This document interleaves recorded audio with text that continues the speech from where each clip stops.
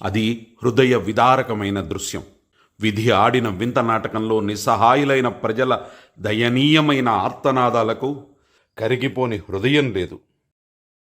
చెల్లాచెదురుగా పడి ఉన్న వేలాది మానవ జంతు కళేబరాల నుండి వెలువడే దుర్వాసన మధ్యనే ఆర్ఎస్ఎస్ స్వయం సేవకులు తమ విధులను నిర్వర్తిస్తున్నారు. అది 1977. గంటకు 100 కిలోమీటర్ల వేగంతో వచ్చిన తుఫాను ఆంధ్రప్రదేశ్లోని దివిసీమలోని తీర ప్రాంత గ్రామాల్లో భారీ విధ్వంసం సృష్టించినప్పుడు ఈ విపత్తులో దాదాపు 20,000 మంది చనిపోయారు.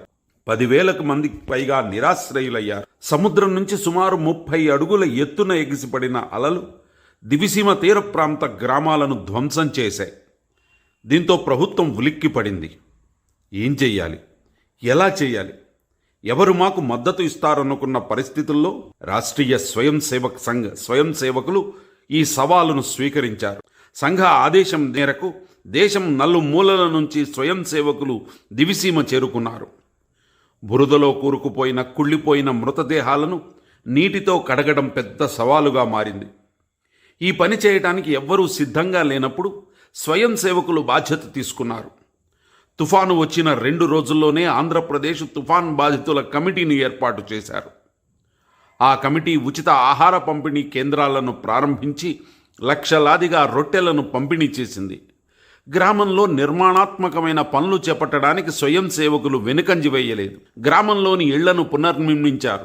తుఫానులో అనాథలైన పిల్లలకు విద్యా వ్యవస్థ ఏర్పాటు చేశారు. బాధిత ప్రజలకు ఊహించని రీతిలో పునరావాసం కల్పించారు. ఆర్ఎస్ఎస్ తిరుగులేని సేవా నిష్ఠ ప్రతి ఒక్కరిని కదిలించింది.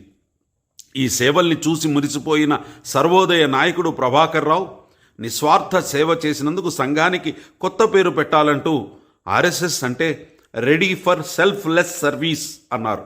తరచుగా ఆర్ఎస్ఎస్ని విమర్శించే చెన్నైకి చెందిన ద హిందూ దినపత్రిక తన వార్తా కథనాల్లో రాష్ట్రీయ స్వయం సేవక సంఘ కార్యకర్తలు ఎటువంటి ఆర్భాటాలు లేకుండా ఆంధ్రప్రదేశ్కి సహాయం అందించేందుకు ముందుకు వచ్చారని రాశారు.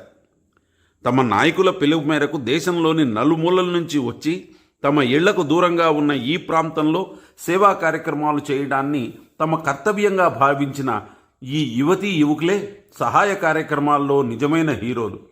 ఎందుకంటే ఈ పని వారు స్వయంగా స్వీకరించిన విలువలకు ప్రతిబింబం.